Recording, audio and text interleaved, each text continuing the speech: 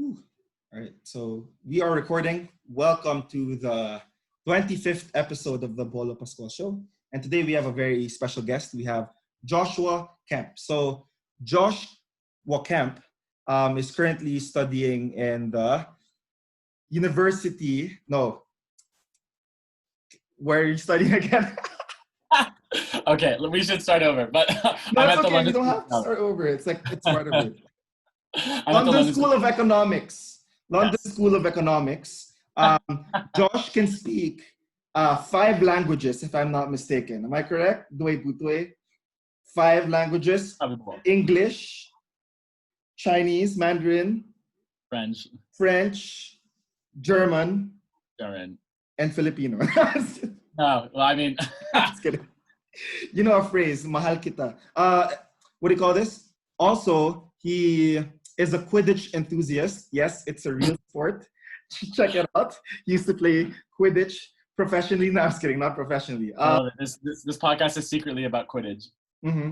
I'm here And for it. then we also, Josh is also a former debate. Well, he's a debate partner of mine for a couple of tournaments, and 2 tournaments of which we've reached the grand finals. So that's pretty much it. Would you like to introduce yourself further?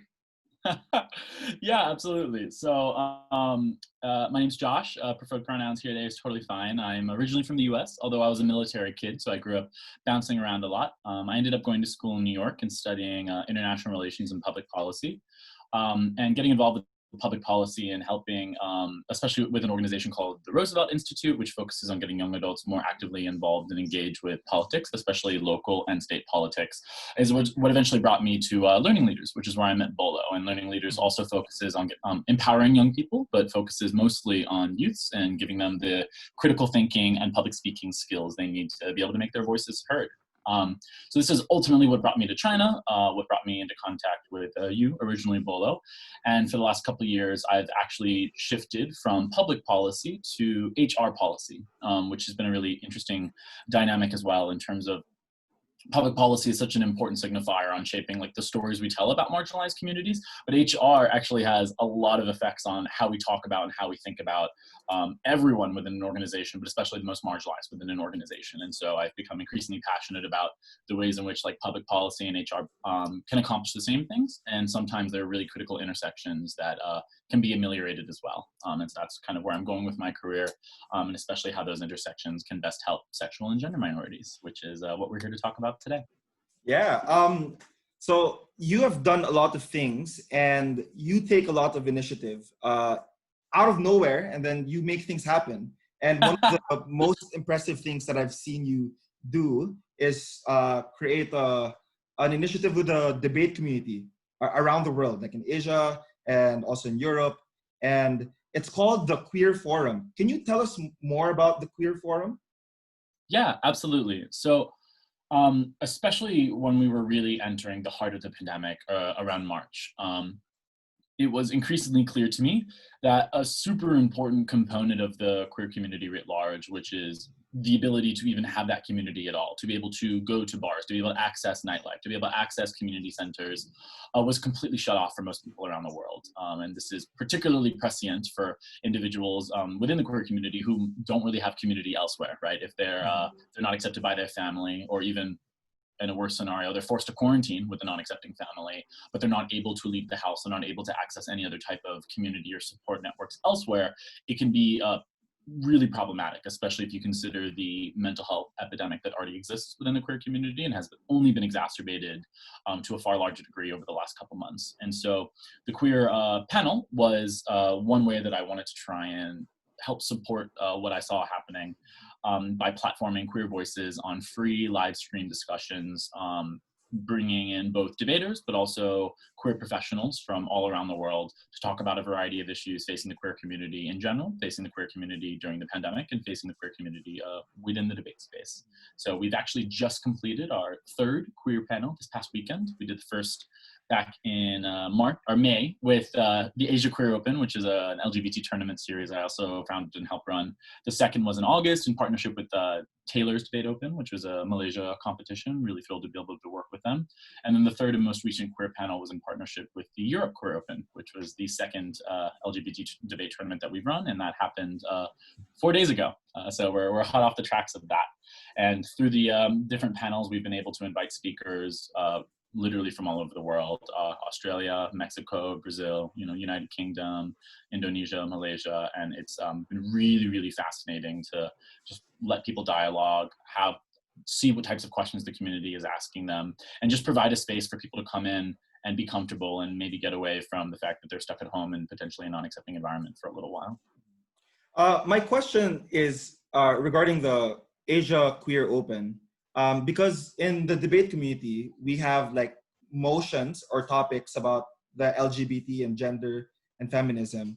But where did you see the opportunity in making a difference in terms of having a tournament that is surrounded like all of the themes of that debate tournament surrounding like LGBTQ issues and sexual orientation and gender identity and expression? Like, what do you think is the importance of that? Like having a debate tournament centered around those issues exclusively? Yeah, absolutely. So as soon as I entered the debate community, I pretty early on, I had come across the very few in-person queer tournaments that existed previously. I'm specifically thinking of the Durham LGBT Open back in January, or the WITS Queer Open back last summer, 2019, I believe it was. But they're few and far between. They're usually quite small and incredibly under-resourced. It's also difficult for queer debaters to be able to access them. If you're not out, it's difficult to travel for a quote-unquote queer event. You don't have a reason, you don't have an excuse. It also is very publicized throughout your participation, your potential presence on the tab, or your presence on a participants list. It's just all very risky and dangerous, especially to go to a tournament which is maybe small and undersourced to begin with. And it's, a lot of the times not worth the trade-off for people. So I knew I'd always wanted to get involved with LGBT tournaments. And going into March, I was kind of thinking about what does it mean for the community to be shifting online? And it really struck me that although there are so many horrible things happening, that one potential silver lining was that the online shift to debating for the debate community writ large creates a very special and unique opportunity for specialized tournaments like LGBT tournaments, but many others, to be able to flourish. They're usually free or quite inaccessible to access. You don't have to travel. You can participate from your own room, without potential family members even knowing, and if they do know, all they know for what they know is that you're participating in a regular tournament. You can turn your camera off, you can change your Zoom name, we can anonymize your name on the tab. There are a variety of ways in which you can anonymize your participation for security in a way that makes people feel safe and comfortable to be able to participate, that just literally aren't physically possible with in-person tournaments. So that, combined with the fact that I had always wanted to get involved, really kind of galvanized my desire to try and make this happen. And so I contacted a couple different contacts within the debate space that I knew would be really interested in this type of project, and I knew that, or had even been involved with those types of projects before. For example, Brian Wong, who was also affiliated with the Durham LGBT Open back in January. So in general, being able to pull that tournament together for May, and we saw an astronomical level of response from people all over the world. We literally had participants from more than 20 countries, participants from every single inhabited continent but Antarctica. So there is such a high demand for these types of tournaments. And so what I think the value of this tournaments ultimately are, and obviously I'm a little bit biased because I'm heavily involved in them, but I think that there's a lot of really important things that they can do. I think the first is simply just providing a safe space for people to be queer, maybe anonymous, maybe not. But for a lot of people stuck at home in the pandemic right now, like I've said, a lot of people just don't have that right now. So that's just like a fundamental layer.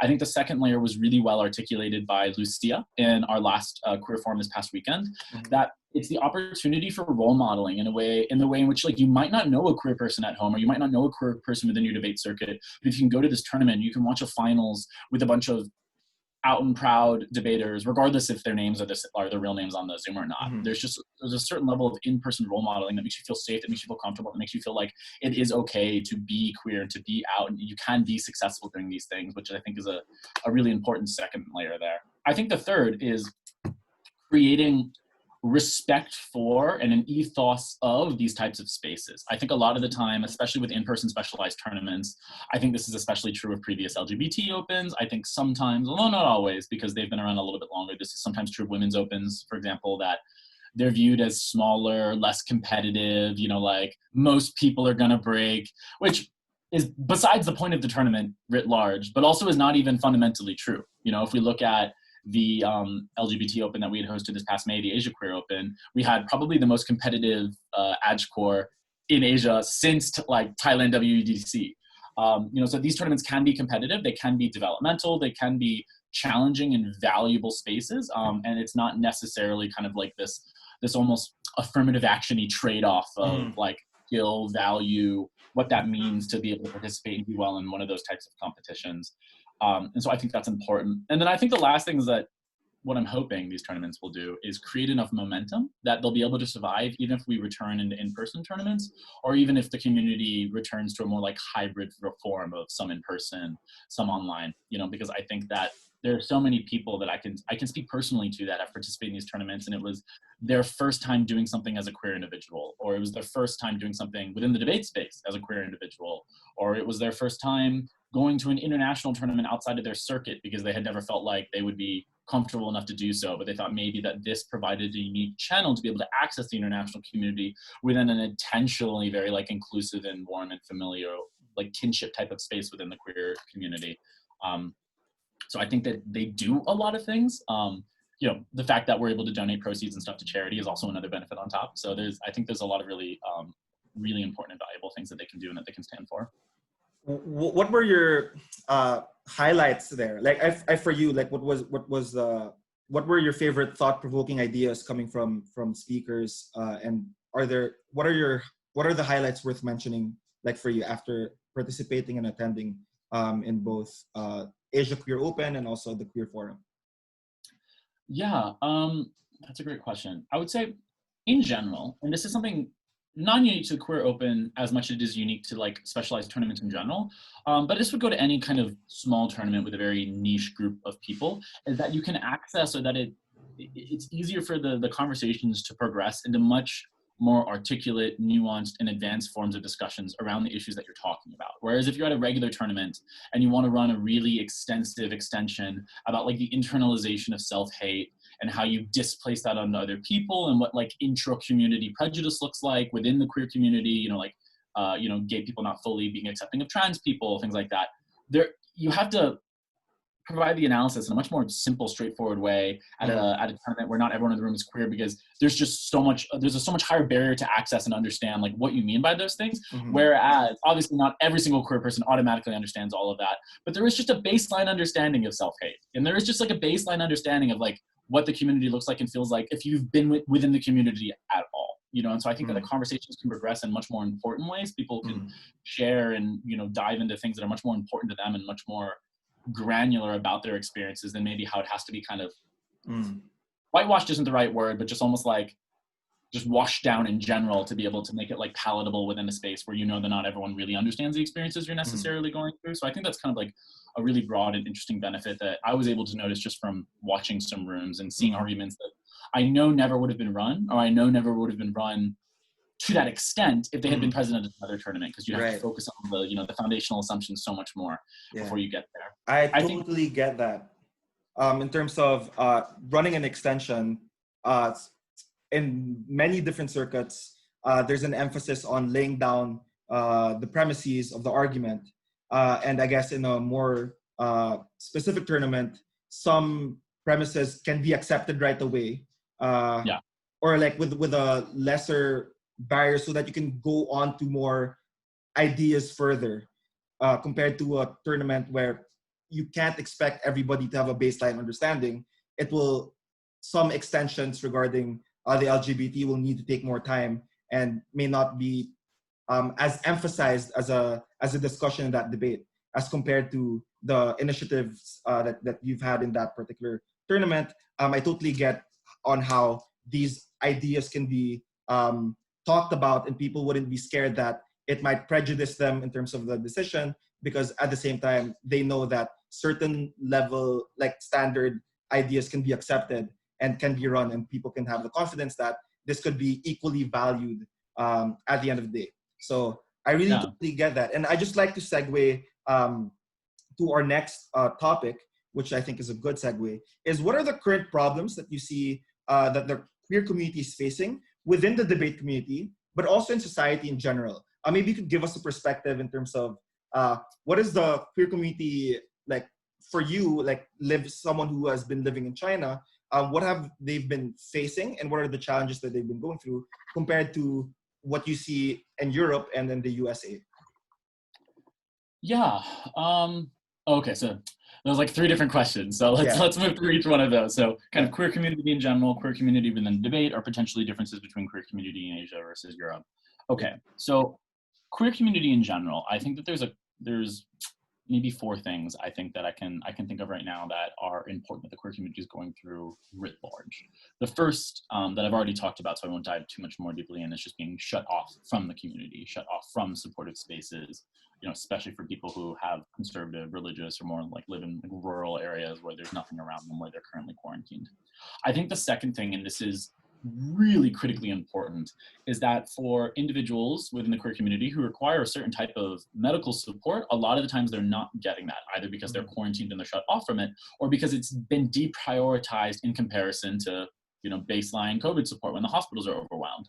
And so I know that there are so many trans individuals all around the world, for example, who are really struggling to get the hormones that they need to be able to upkeep and maintain their transition properly, because they just literally can't get them, or the hospital is accessible, but the hospital has just deprioritized that type of treatment and like policy and medicine provision, because they just want to focus on the people who are dying from COVID, which is also a very real trade-off that hospitals are put in the position to make, but it just creates the situation where for a subsection of our community that already struggles with like proper medical access, that's just exacerbated and made much more horrible through the course of the pandemic as well.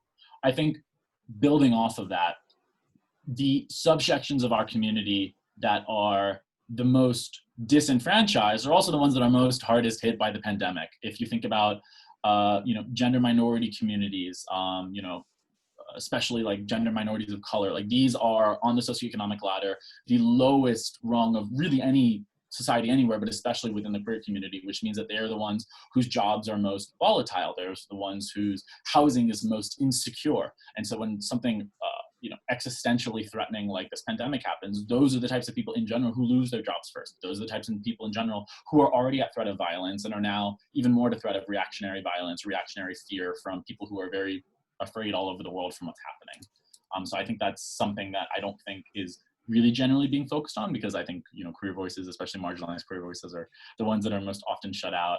I think that the last thing, and this is not nearly as important as the other ones, to be super clear, but I think something else that's also interesting is the ways in which I think that this COVID pandemic parallels the HIV pandemic, and ways in which Also, there's a lot of,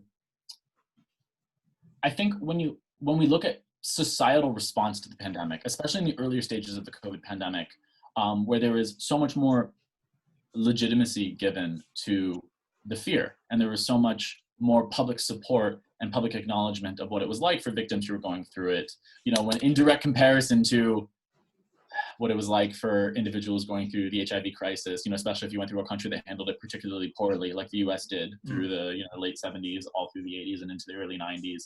I think it's quite painful to have lived through that and to be saying we're fucking dying, someone help us, and society like turns a blind eye, or is like it's your fault. But then like when another pandemic comes that people don't associate with the queer community, even though HIV was never explicitly the queer community, and there's just because of how population dynamics work, there's way more straight people who have HIV than there are queer people, right? Like, and that it's an issue that affects everyone, especially or within intravenous drug users, right? But it was painted that way, and the COVID was never painted in that type of specific way, right? And so I think it is painful for people to see that, to see people posting of like, oh my God, like how horrible it is to go through this type of pandemic, and then for queer people to be like, oh, there's like a very popular series of memes. It's like, there's like someone with a noose around their neck and they're looking over the other person. I think it's from maybe Pirates of the Caribbean. And they're like, oh, is this your first time? And it's like, like for like our community has gone through this before. That trauma was in the process of being healed. And I think for a lot of people, maybe it's been ripped open, which creates, I think, a lot of nihilism. I think it creates a lot of resentment. And I think it makes it hard. I think it makes it harder for especially older members of the queer community to maybe process what's happened to them when it's like kind of being re-triggered, but then like being treated in such a different way all over again with this pandemic. Cool. What are your observations being exposed to the queer community in Asia versus the queer community in the Western world? Yeah. Well, obviously, you know, the queer community in Asia that I'm most familiar with is the one in China, which is incredibly underdeveloped, although fast developing. When I was there in 2015, like gay bars were still actively being shut down in Shanghai. By the time I had come back in 2017, the gay bars were not as actively being shut down. And then there's even like a queer circuit party called Snap that had started up and became the largest queer circuit party in all of Asia, actually, just because there's so many people in China.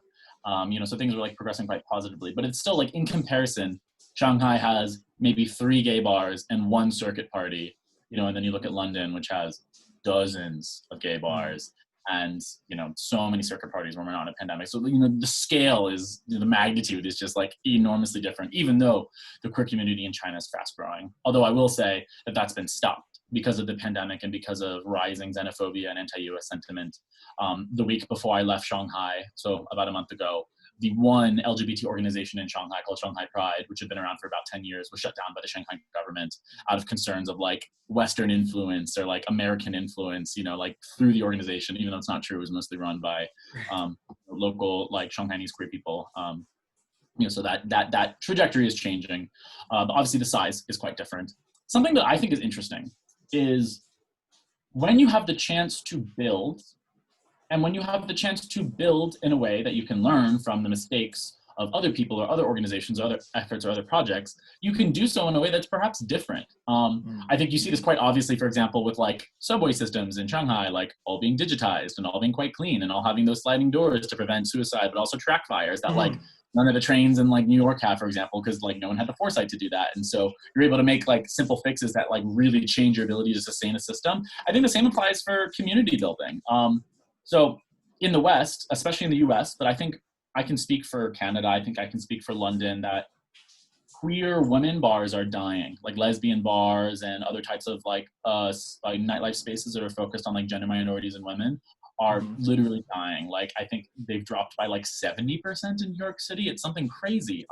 There's a lot of reasons for that. But on the flip side, you can see even though Shanghai only has 3 gay bars, they have 1 lesbian bar. So like the ratio is already like super large. And not only is the bar that's focused on queer women in Shanghai, you know, super large and super active, has much better like media and public support than a lot of the gay bars do. They're also super involved with community outreach. They host workshops and they do platforms and panels for the trans community in Shanghai. And they do a lot of like outreach to like very niche kink communities that like don't get representation and don't get platformed at all. And so I think that like you can see what things could look like if maybe we started over, or if maybe we like knew what we knew now and we're kind of rebuilding things differently. It's like, yeah, from the beginning, we should be building alternative spaces to just where like gay men go. And that these alternative spaces can be so important and so powerful as coalitioning spots for kink communities, for trans community, for like communities that aren't platformed by like the white gay bars that like are more popular in most other places. It was interesting when you brought that up about queer women and their bars are dying down or aren't as popular. Is it a question of a market thing, like let the market decide, and it's just that the market doesn't want it yet and they just rather go to like a LGBTQ gay bar compared to like just having like queer women bar exclusively as a theme of that particular bar? So I'm like, or is it like a constraint or like a separate challenge that queer women have to face in terms of trying to express themselves or market these particular places? What do you think is a factor why queer women bars are not performing as well? Yeah. So I have a couple things that I've noticed. I definitely don't know what the definitive factor is, and I don't even know if there is a definitive factor. I think it's kind of a congregation of multiple different circumstances have resulted in this. And I also don't speak for that community as well. But from the experiences that I've had or what I've noticed, I think a couple of things that definitely affected are, one, from the queer female friends that I've had, a lot of the time their community building doesn't center around nightlife as prominently as it does within like the gay male community, for example. So I think that is one factor. I think another factor is like how mainstream like cis white gay men have become has just vastly increased like the public support for them, which increases the amount of like funding and the amount of willingness for cities and developers to like invest in gay bars or invest in gay strips, and that type of representation and that type of ethos doesn't exist for queer women who like struggle to even be featured in mainstream movies, let alone have like leading roles, where, you know, we're seeing it's much more common for like one of the main characters in a group of characters now in a movie to like be a gay man, usually a white gay man, but they've received so much more mainstream acceptance. But I think also translates to the amount of like investment that you get, or the amount of support that you get for your infrastructure and for, you know, funding and all that. I also think that like, I think very reasonably, women in general have a different relationship with nightlife. And I think that, you know, is largely due to the fact that like nightlife has always in general come with a much heightened degree of risk for women to just be out on the streets and be out in like places or sectors like where men are drinking, you know, and the risk of, you know, assault or just the risk of anything happening to you while you're out there is obviously a huge privilege that most men never even have to worry or think about. And it's something that's on like every single woman's mind every single time they walk out the door, especially if they're going out at night, and especially if they're going into like one of the nightlife districts. I think, you know, that's definitely a factor in terms of like the prominence of nightlife being, I think, something that is just, you know, queer women having a different relationship with that, very rationally so. And then I think lastly, gay men are just assholes sometimes. You know, I think that like a lot of queer female bars like are honestly taken over by gay men who go there for fun, you know, and there'll be like 3 queer women and like 12 gay men who all come there in a pack, and it really just changes the dynamics of the bar in the same way that like a lot of gay men get pissed off when bachelorette parties come in and they're super obnoxious and they change the entire atmosphere of the gay bar that they're in. I think a lot of time I've seen gay men do that in, you know, queer spaces set up for queer women.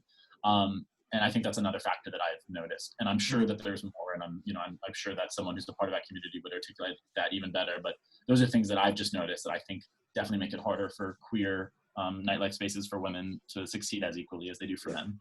I could totally relate to your observations in terms of cisgender gay men are more mainstream, like here in the Philippines, where like for example, the examples of like Brett Manrock, someone who is popular in social media, who's a Filipino, but I really see that there is some level of underrepresentation when it comes to cisgender women being represented in media in general. And another thing that like resurfaced as an issue in the Philippines is about women in general being told by society, like the patriarchal society of the Philippines, that it's your fault if you induce the horniness of men. That's why you shouldn't wear clothes that are too revealing, and you shouldn't be going out too late at night.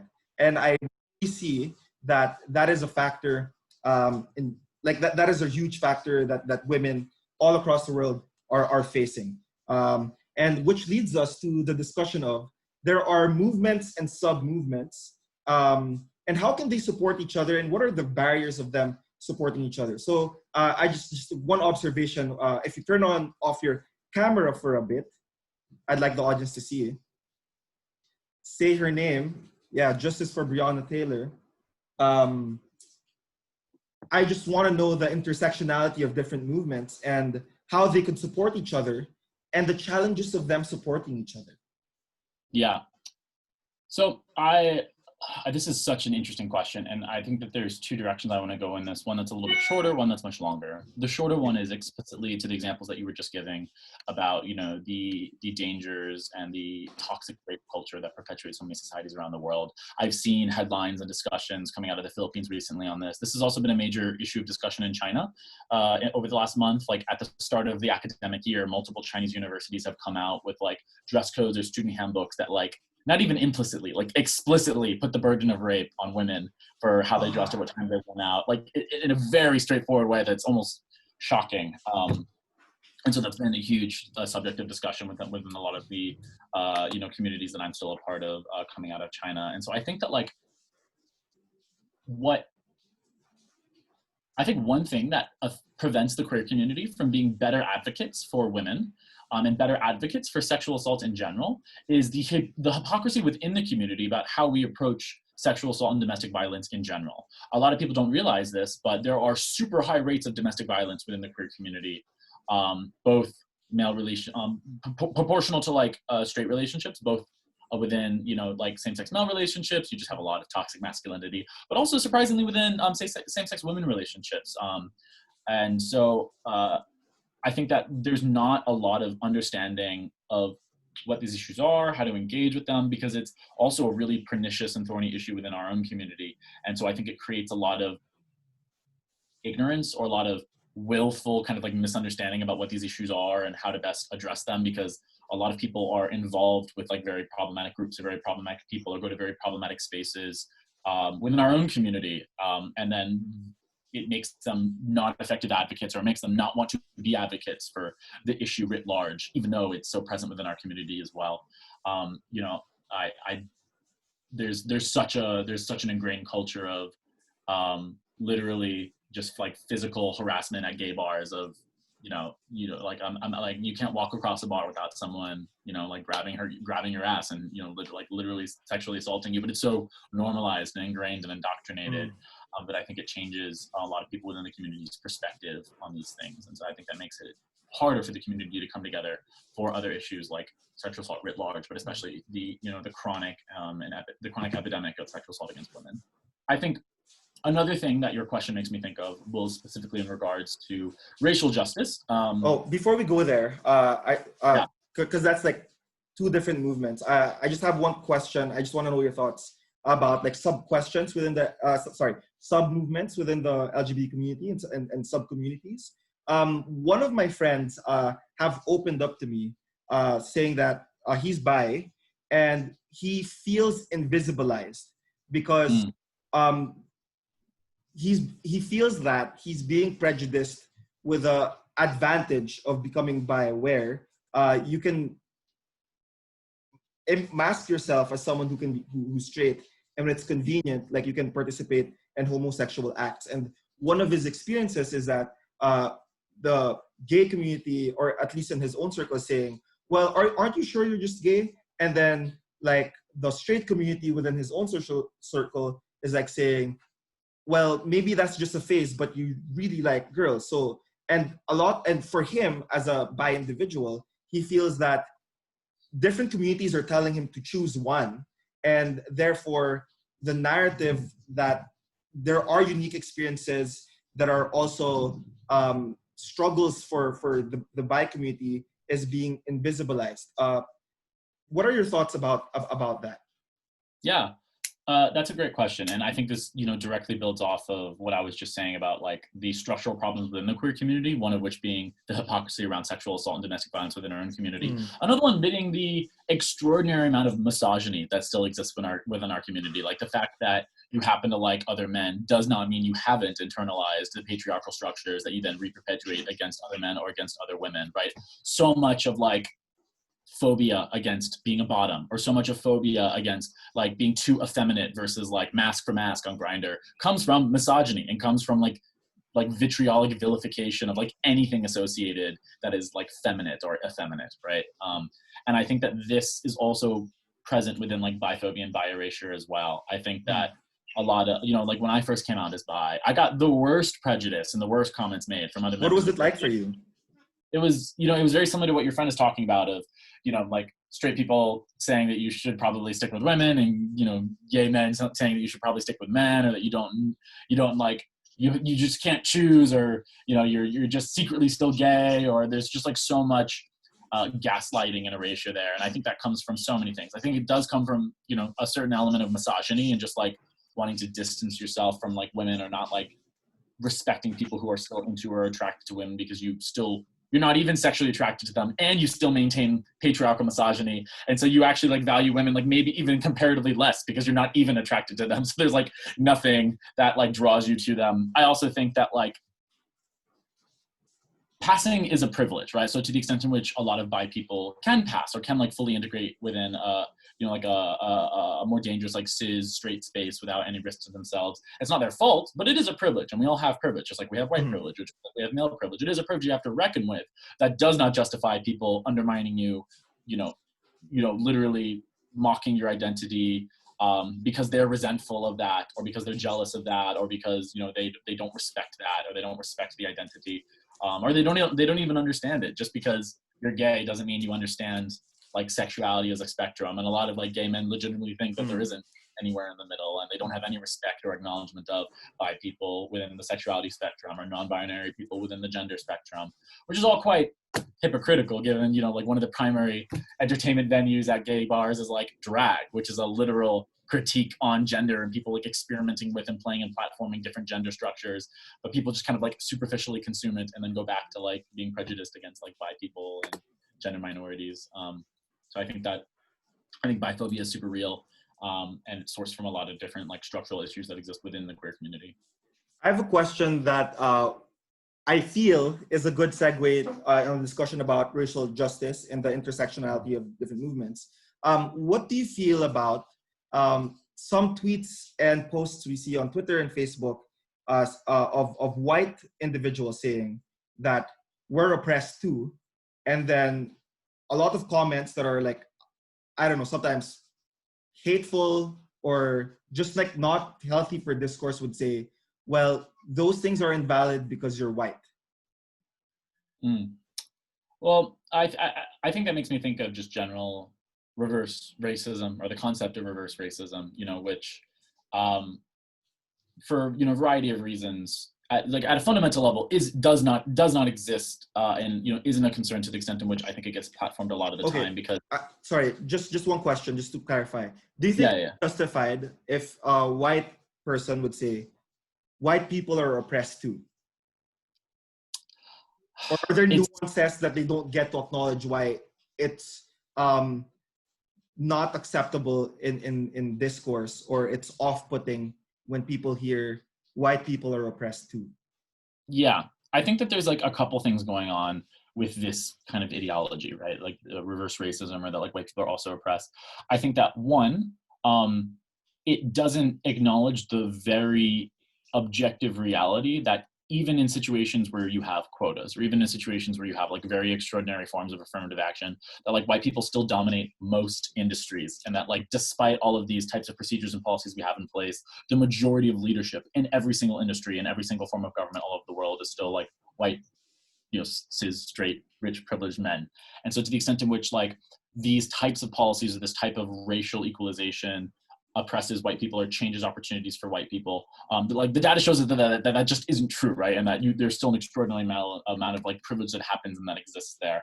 I think the second layer to this is bootstraps ideology, and I'm very familiar with this. That's the first time I've heard that.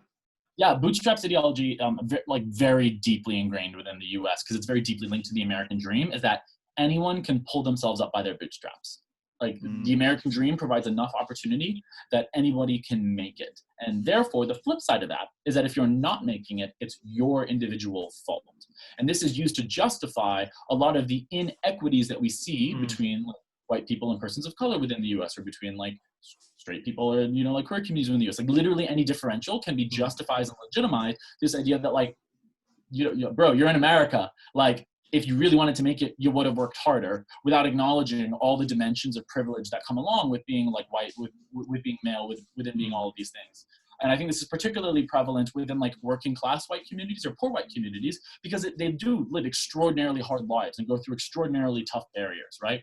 The difference is, two differences actually, is one, they still have benefits that communities of color, for example, didn't have, like being able to pass down inheritance, when communities of color all through the 1900s literally weren't legally allowed to pass on inheritance, or literally weren't legally allowed to purchase like valuable land plots that grew with value over time. So there are benefits that you had, even if you don't see it in your day-to-day expenses. But there's also barriers that you avoid. You'll never walk into an interview and be racially profiled. You will never have your resume tossed like into the trash because your name isn't white sounding and the interviewer is like, ah, fuck that, right? Which does happen, or like it subconsciously happens a lot of the time, the data shows us. And so I think bootstraps ideology is very pernicious in the US, but it's ultimately not representative of the benefits that you still have in spite of your struggles as like a working class or a poor white person, but also the barriers that you simply just don't have to grapple with. You might have other very real barriers. You know, you might come from an extraordinarily poor community, but there are still barriers you will never have to face, and that in of itself is, you know, like a privilege that you benefit from. I think the third layer of this, and you may be familiar with this, or you may be not. There's been like a couple doom threads in the last couple months, like within the debate community about this, but the ways in which whiteness is also a construct, to the extent that like Irish people were not considered fully white at one point in U.S. history, or Mexicans were considered white like early in the 90s, yeah.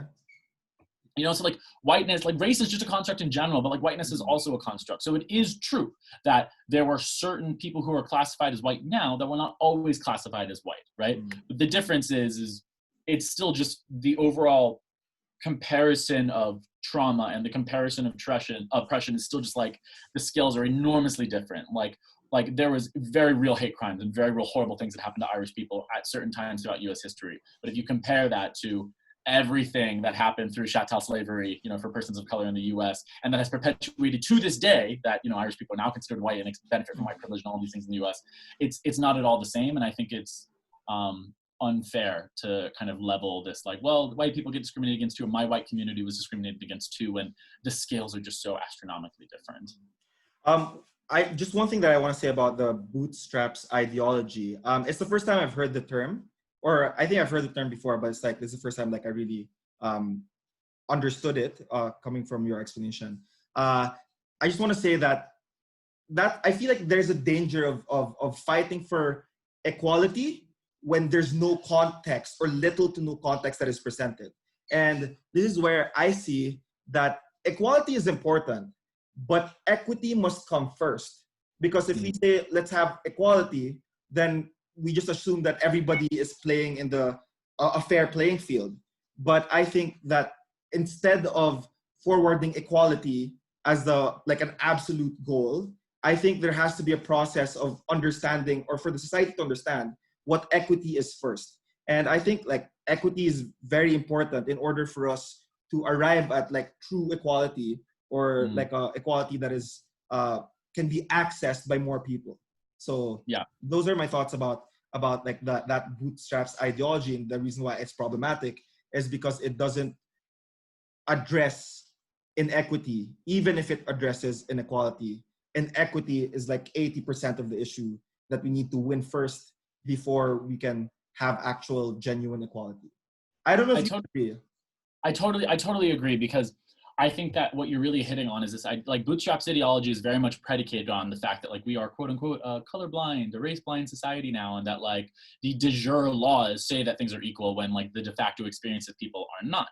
And I think that like the link between why we should focus on equity to how we ended up with kind of colorblind laws, but still having racism, is that this system was intentionally constructed to achieve that outcome, right?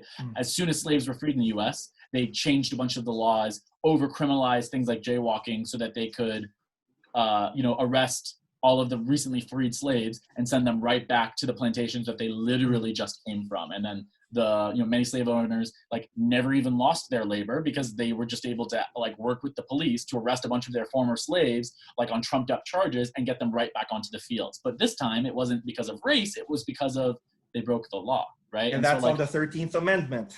Yeah, like our systems were literally created to achieve these inequalities under race blind or like color blind doctrine. And so like you will never achieve equality under these systems because these systems were never designed to achieve equality, right? So you have to like dismantle the system to achieve equity because the system will never do it itself. It wasn't designed to. Right, like in Black communities, they have like less infrastructure, like lesser pedestrian lanes where it's accessible for people to commute safely. And therefore, like, yeah, it's not because they're people who are more susceptible to it, but it's a system in place where the communities are underfunded. That's why those things are there. And the illusion is is, well, we're just trying to be equal. We're all under the same law. But a lot of times, society throughout history wouldn't acknowledge that even if things there are legislation for things to be equal, there's just so many things where there's a lot of disadvantage where we have to be more considerate with what people of less privilege are going through. So I totally get that. And let's now segue to what are the problems of of movements trying to support each other. For example, like racial justice, which is something that I see a lot in the NBA. Like they have a lot of tags and all that stuff, and then in protest jerseys, all that stuff. And I just want to know how can they support each other, and what is the challenges to support each other, or is it necessary for them to support each other? Yeah. So sorry, I'm just jotting down a couple things I want to touch on. Okay, jot them down. I just want to say that this reminds me of us preparing for a debate round where we just lay out the questions and then later our analysis. I just missed that. Yeah. It does feel like that. I think baseline question, is it necessary? Yes. I think in a couple of different regards. I think that one, just intuitively, like when you coalesce together, you have more resources, you have better networks, you have access to better platforms, and so it's just better to put your resources together. A lot of the time, I think there's very valid room for discussion about the ways in which like majority communities, like LGB, like overshadow minority communities, like such as the T within the queer community, and that's super legitimate. But I think like just a broad question of should overall movements be working together? Like a lot of the times, yes, resource sharing, means you have more resources. But I think secondly, and more perniciously, is that power holders within society specifically stake and pit minority communities against each other in order to make sure that none of them ever gain enough resources, or if one of them is getting close, the other one tears that community down in order to preserve and protect themselves. So even though there is not like limited amount of rights to go around, there is not limited amount of like societal respect and ethos to go around, like the power holders within society intentionally make communities feel like that's true, right? And it can be with even really stark examples. For example, coming out of Nat Turner's rebellion, which was one of the largest slave revolts earlier on in like plantation stages of the United States. It was so successful and nearly almost worked because white indentured servants and black slaves, day-to-day lives were functionally very similar. So they worked together to achieve this revolt together. And it almost worked, got scarily close. Slave owners got so terrified that they created the difference of land ownership between indentured servants and black slaves. Indentured servants were now allowed to own land and black slaves weren't. And it gave indentured servants who are white something to lose if they continued working with black communities. It made them feel like working with black communities was against their own interests in terms of rights that they currently had, stopped working together, something like that never was successful again in the future. A great second example would be coming out of like post-Reconstruction. A lot of white working class people and a lot of black working class people had very similar class goals and class struggles and were working together in order to be able to improve that. The result, when they were getting scarily close, was that society created Jim Crow laws, again, to create things that black people specifically couldn't do that these poor white working class people were allowed to do, gave them something to lose if they continue to work with these black communities. And so I think that like in general, you have to work together or you have to stop fighting each other, because if you are, it's probably intentional, it's probably orchestrated by the power holders within society, and it's probably preventing either of the movements from seeing success versus tearing each other down. So I think that's kind of like baseline why it's so important. I think secondly, it's importantly to be working together because of like intersectional ways in which these communities are similarly affected by things or re-perpetuate problems onto each other. When I say similarly affected by things, I think that the queer community and the Black Lives Matter community or the civil rights movement for racial justice in general shares the fact that within both of our communities, the single most vulnerable group are trans women of color. And so the fact that they have the highest suicide rates, the fact that they have the highest domestic violence and murder rates, the fact that they have the highest police brutality rates are something that they're the single most vulnerable stakeholder of both of our communities. And so we should be working together if we care at all about protecting the most vulnerable member of our communities.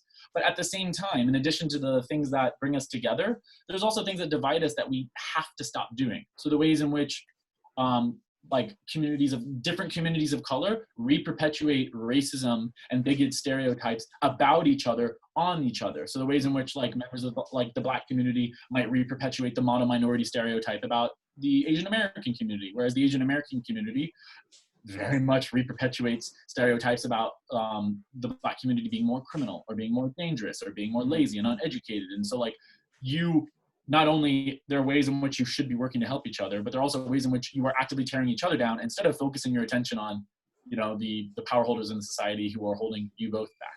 And so I think that's really important. The last thing that this makes me think of has to do with mainstreaming. And so I think that my first kind of two analysis layers were focusing on like why it's necessary, why it's often helpful. It is quite hard sometimes though, to the extent in which different movements try and achieve ethos and societal respect differently sometimes means that they are at odds with each other, and that needs to be reconciled, or else they just continue to be at odds with each other. So for example, the extent to which the mainstream pride movement has received a lot of societal acceptance, like literally gets like corporate sponsorship, literally the police come and like march with you at Pride. There are a lot of positive benefits that arrive from that, but there's also a lot of problems that arise from that, right? Of like, it's very difficult.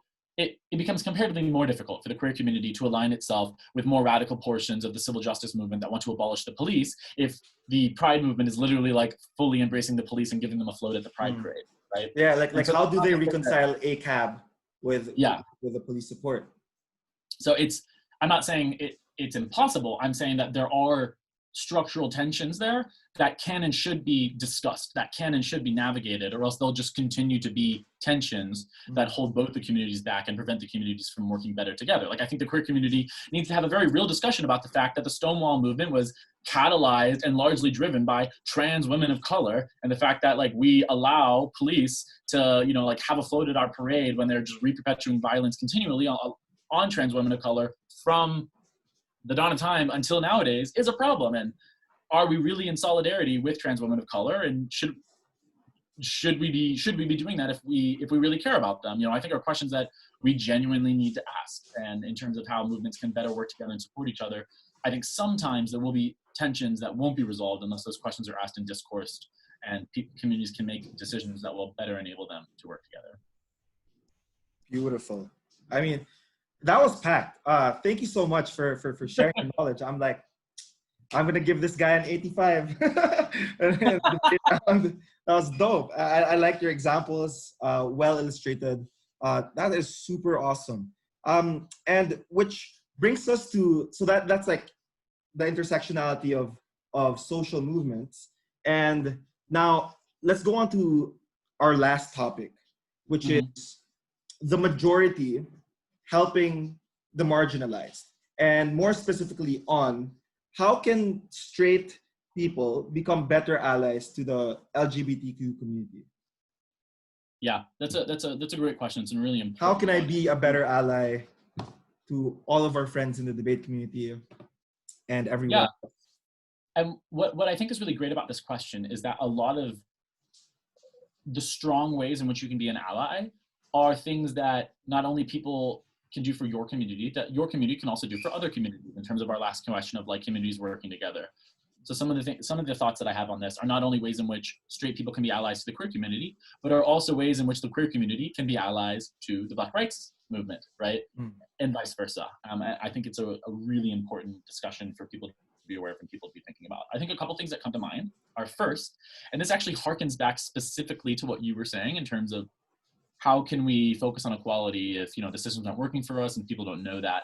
And so I think one of the most important prerequisites to like advocacy, activism, and allyship in general is knowledge. And that's not to say that you like need to go to college and study this in order to become knowledgeable. There's so many resources that are available online, but just having a baseline knowledge and understanding of what the history of the marginalized communities, particularly in general, but particularly within your community are, how they got to where they are today, and better understanding the problems that continue to hold them back, are the only way you can be an effective ally. Because if you know that the Black community is like over-criminalized, for example, but you don't at all know anything about three strikes laws or like the overpowering of like prosecutors, or the ways in which, you know, like police brutality and stop and frisk operates, it will be very difficult for you to be an effective ally because you don't know what to target. You don't know what mechanisms are creating the inequalities within society if you only know about the end impact, right? Like, obviously, that's, you knowing about the impact is better than not knowing at all. But once you know about the end impact, I don't think your journey stops there. And I think you need to continue to be learning and continue to need to adjust your perspectives on these systems, because you cannot be an ally to help change them for marginalized peoples if you just don't know about them, or you don't know enough about them to be able to make a difference and be able to like have a voice or have discussion, or even just like, one even thing know. I'd like to add to that.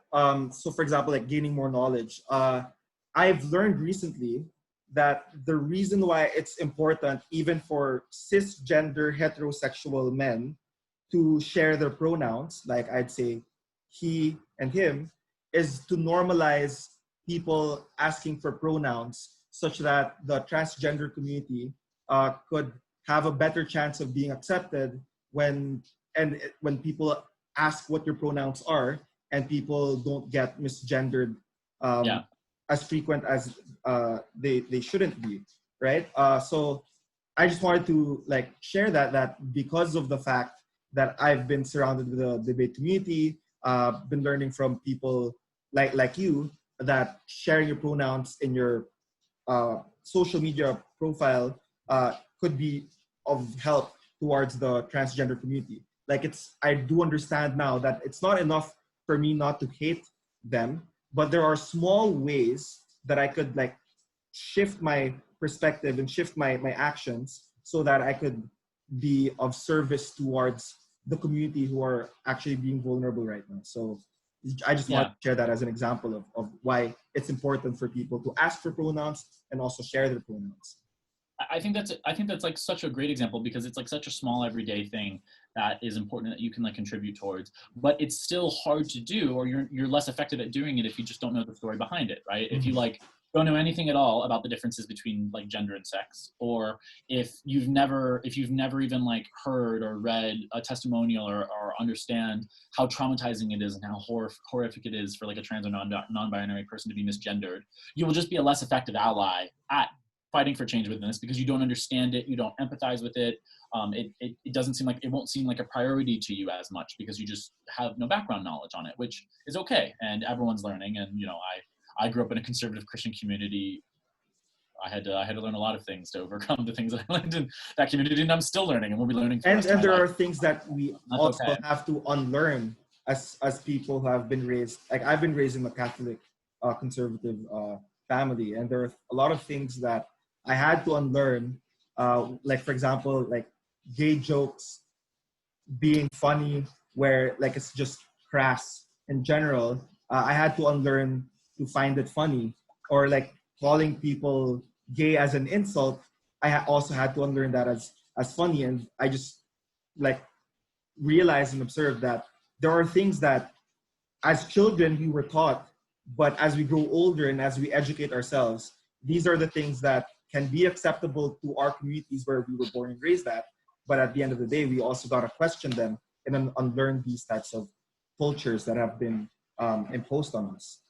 Yeah, and I think that's such an important component of this learning process that we're talking about, is that one, like sometimes you will have to unlearn things, and that's okay. It's not your fault that you were raised or socialized into that behavior, but it is your fault if you become aware of the problematic nature of it and you don't try and change it, and you don't try and understand it, and you don't try and figure out what you need to do differently moving forward, right? And so I think like a secondary kind of component of this learning process is also just being intentional about it, right?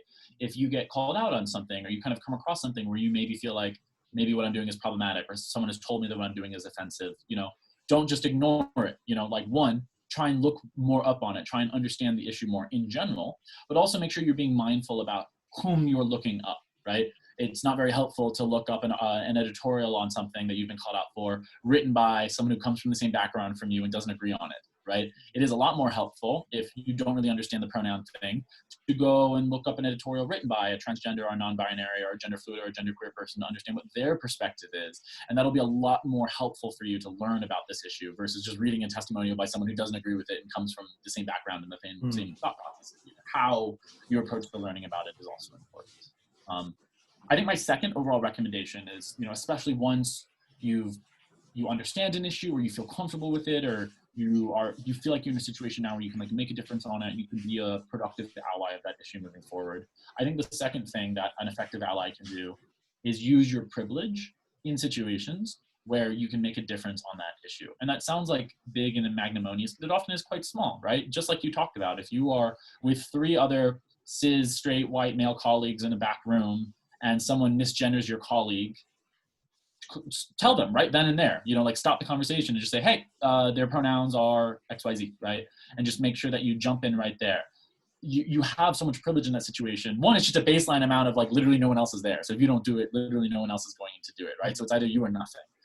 But secondly, a lot of the times, even if there was another queer person in the room, they might not feel comfortable speaking out. They might not be out of the closet, first and foremost.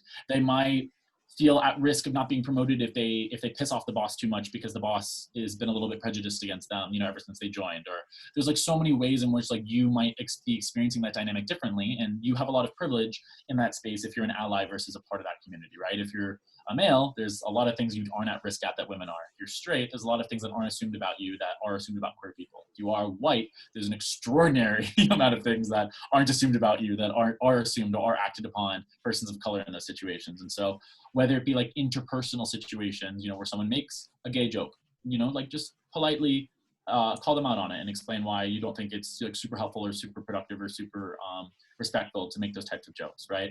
And if they argue with you, try and engage with them to the best of your abilities possible. If you're not a perfectly educated, person on this subject, at least try, insert yourself into that situation, because it's likely that either no one else will, or even if there was a marginalized person there, that they might not feel comfortable or able to do so. I think another way in which you can use your privilege is, especially if you have any type of power within your organization, within your projects that you're leading, within the teams that you're working on, to make spaces more inclusive, right? If you're a team leader, it is entirely within your power to normalize pronoun introductions within the meetings that you're having, right? Because you're the decision maker in that situation. If you work in HR, like I do, there's very small and normative changes that you can make that have a lot of research, that have a lot of backing, that just take someone's voicing up and saying, I think we should do this. Whether that's having blind resume processing, where you don't look at the name, you don't look at the age, you don't look at the school of the resume that you've received. Or if that's changing the recruitment channels that you're using. If you notice that you never get any queer applicants, but you never actively recruit within like queer channels or queer groups or queer spaces, or you've never even considered whether or not your website, your company culture feels inclusive to queer individuals, that's like a suggestion that you can make, and you can use your privilege within that space to act on.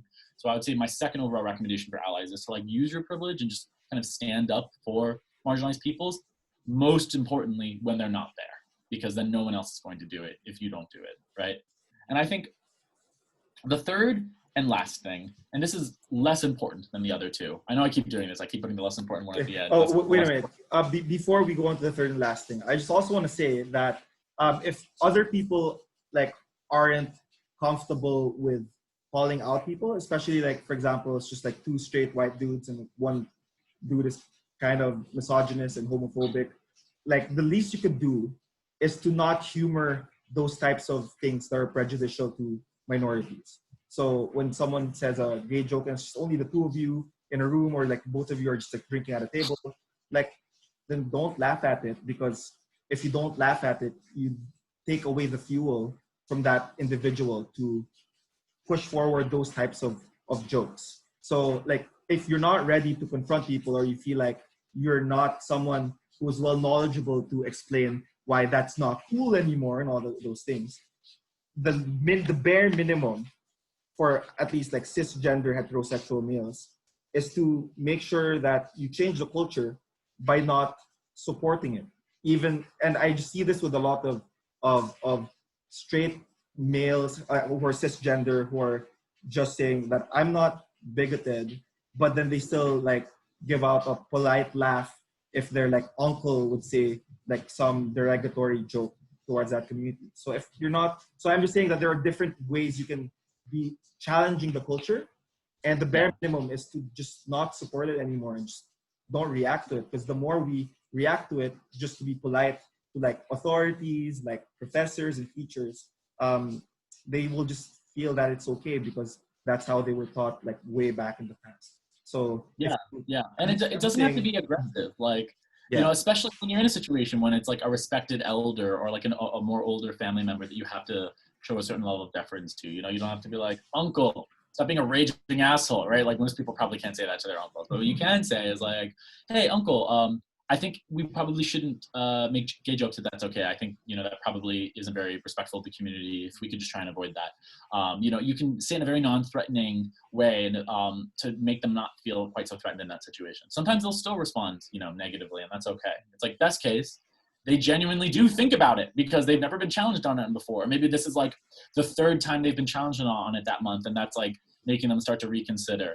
A middle case is like, maybe they don't actively change their intentionality to do that behavior, but they change their risk calculus and will do that behavior less because they know that they're going to get called out on it more, which lowers their kind of public face or their public ethos, right? So it's like, even if you can't change their intrinsic socialization to want to do it, you can change their risk calculus about how comfortable they feel doing it, how comfortable they feel in terms of reperpetuating that behavior. In a worst case, even if you don't change their desire to do it, or if their risk calculus, you never know who else is in the room, right? And if you call out your uncle, maybe your little cousin who's in the corner who is queer, you don't know that because they barely know that themselves, see that it's not behavior that people are going to tolerate, see that they're not alone and that someone will stand up for them. Because the worst thing that can happen is that, you know, your little queer cousin in the corner thinks that no one cares about them, no one's ever going to stand up for them, their family will never support them because when anti-queer things are said, no one cares and everyone laughs along.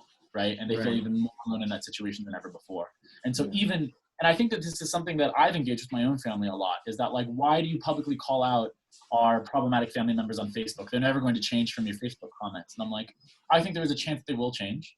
I experienced some change from being called out for my own problematic behaviors from the, you know, conservative Christian community that I grew up in. So I do think that there's some success there. But worst case, they don't change at all. I'm also not doing it for them. I'm also doing it for my siblings and my cousins and my friends who I maybe need someone to stand up for them, or I don't even realize that how horrible they will feel after that if they don't see anyone standing up for them. I just want to share something in terms of my friends and family, because I'm the type of person who would actively call you out and I'd be in your face about it.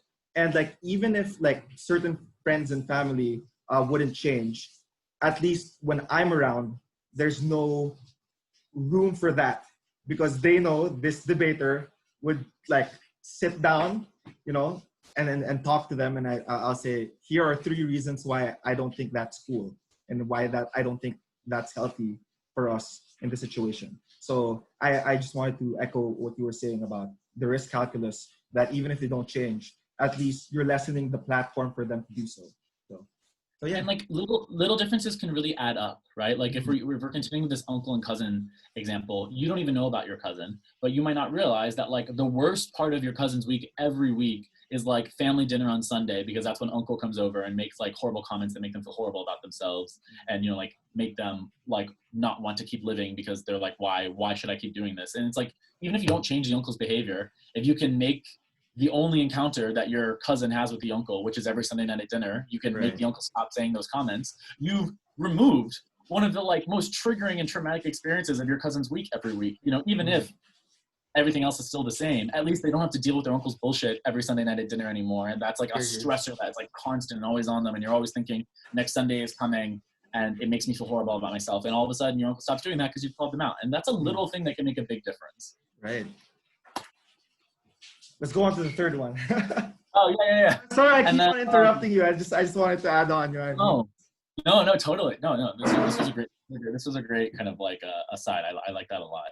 I think the last one I have is quite small, but I think it's a problematic behavior that I've seen even amongst like more progressive communities. I think that you need to provide your marginalized friends with the same amount of respect and privacy that you give other people within your own community. And what I mean by that is all the time, especially within the queer community, queer individuals get asked, you know, about their sexual behaviors. Are you a top or a bottom? That you would never ask a straight person, you know, like a very intimate sexual behavior, you know, especially if you're not even that close with them, or even more intimate and personal stuff about what stage of transition or whether a trans person is even choosing to transition in certain ways. And these are incredibly personal and private things that I think that I've seen even very progressive people kind of like flippantly ask about. And it's just it's not appropriate. It's a very private thing. Like if that queer individual or that marginalized individual in general chooses to share that thing with you, that's totally fine. But like, to the extent in which you would never ask your straight friend such an intimate question about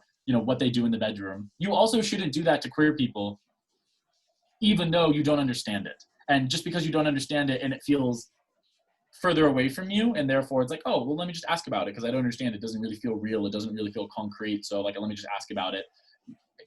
Find out in different ways, learn in different ways without like putting queer people on the spot and also like forcing them to reveal very private details about their lives. Not like you would never ask anyone else to do. Just give them the same level of respect and privacy about those things that you would give someone within your community as well. I just want to share that that last part, like I learned it the hard way, but and I learned it from you, because I remember we were outside in the streets of Shanghai, and there were like the 4 of us or 5 of us, and then I just openly asked you out about that question, and then you called me out on it. And I was just like, I just want to educate myself, and then you were patient enough to tell me, like, yeah, sure, but the circumstance doesn't call for that, because maybe even if you were open to me to share with me certain details, maybe like you wouldn't be comfortable with sharing that with other people we were walking with. And like in that process, I gained to understand that like even if you have the intent to learn, there are certain things that I need to consider, and this should be basic, but like that's where we get to understand like how the cultures have been ingrained within us, and like we forget that these things ought to be kept privately, and also like we gotta be careful with these particular topics, even if like we trust our friends around. Like there's a pace by which people are willing to open themselves up. There's a pace by which they would like to educate you. And the one thing I also learned is just because I want to learn, it doesn't mean that it's the burden of that LGBTQIA individual. Like Yeah. at some point, like even if I want to learn, like it's also hard for them to talk about these things all the time, especially for a person who doesn't shut up. Maybe I could use my hands and like, I do my actual research on it. Yeah. And, it was a hard pill to swallow, but I just want to acknowledge you and thank you for your patience and explaining that to me. Because I acknowledge that as a as a person of privilege, there are things that I may not understand right away. And I just want to say that I'm blessed to have you as my friend, and also as someone who's been fiddling around with social media. I'm so happy that I get to ask you questions in terms of gender studies and how to be sensitive in certain situations. And I really do understand that even if like that's the least important, for many people in the debate community, or for many people who are like in the who are in universities and college level, that's something that we miss a lot of times. It's like, oh, we're in the liberal bubble. It's like everything can be talked about openly. But at the end of the day, even us people who are open to learning can be blind to these nuances that we need to learn ourselves, and we need to give some genuine effort to understand in better circumstances. So yeah, 100%. And you're not the you weren't the first person to ask me, and you also weren't the last. So it was a situation I was very familiar with, which is why I was I perhaps more comfortable talking about it and having that chat with you, because I knew where you were coming from. And I also grew up in a very conservative, problematic community, and so I've also been in situations where I wanted to ask or did ask questions that were not appropriate to ask, because I was coming from the same place of just wanting to learn or wanting to understand, or even subconsciously wanting to like box something that I didn't understand within something that I did understand, right? Which is where I think a lot of that comes from as well.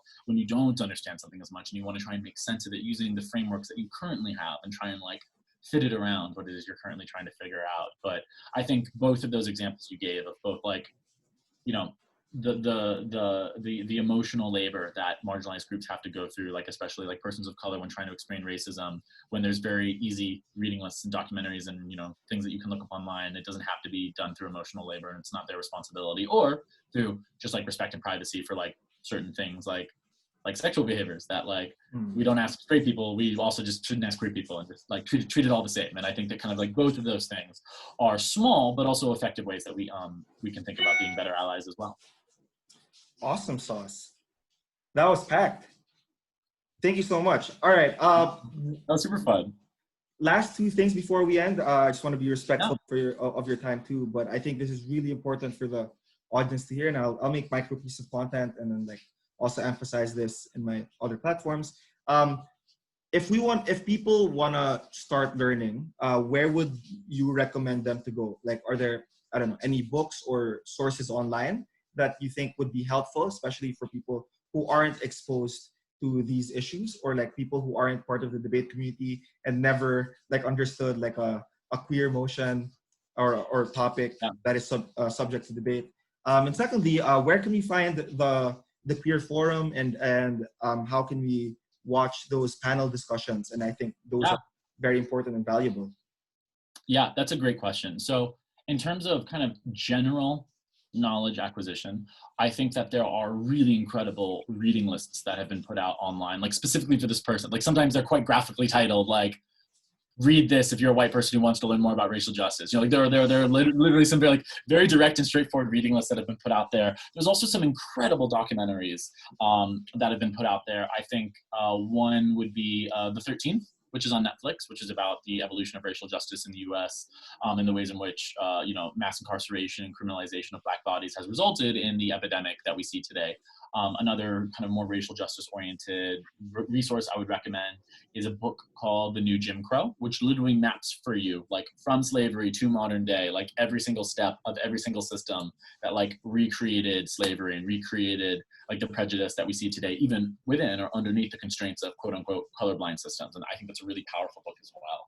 In terms of queer resources, there's an amazing documentary that just came out on Netflix a couple months ago. I believe it's called Transparent, but it features it's basically like the evolution and the treatment of like gender minorities in the trans community within mass media and within Hollywood. Really interesting. I'd highly recommend that. And then specifically to answer your final question of like where you can find the queer forums that we've done, which I'm also going to layer it in with if you're a debater and perhaps you're already familiar with some of the resources already listed and you want either more specific stuff or if you want more stuff that's like directly linked to debating, I would highly recommend a resource compilation that's been put together by my friend Reed. So Reed is from the US circuit, and Reed has put together an amazing resource list that's affiliated with the North American Women's and Gender Minorities University Debate Championship, or just Debate Championship. And so if you search it up online and you go to like the North American Women's and Gender Minorities Champion website, there'll be two tabs right visible along the top, and we can like share those links as well. One of the tabs is LGBTQ plus resources, and one of those tabs is women's and gender minority resources. And so these are specifically more targeted at like advanced topics, and also like more specific like debate applications, how to make societies more inclusive, how to train within these issues, watching very high level debates on these issues, and all of the queer forums recordings are also being hosted there as well. So it's kind of two birds with one stone to be able to access all of those things in those places. And so I think we can definitely drop those links with this podcast perhaps as well. Yeah, in the show notes, definitely. Well, thank you so much for your time, Josh. And I'd love to have you again soon. And I just wanna acknowledge you for how generous you are with sharing knowledge. And I just can't thank you enough. That's pretty much it. Of course. Thank you so much for having me. This was super fun, and I really appreciate you bringing me on board and us getting the chance to chat about some of these things, and of which are really important and really meaningful, especially for the community right now amidst the pandemic. I would love to come back on the show sometime, and I'm always happy to talk and share because it's the only way that people are able to like learn and grow. The only reason I was able to come out of the community that I was in, that was so starkly conservative and I was so starkly socialized into that, was because I learned and people were willing to talk with me.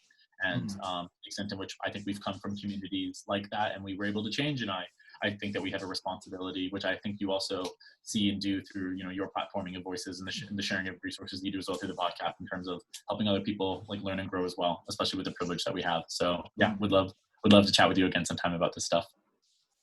Awesome. That's episode 25 of the Bolo Pascual Show. See you next time.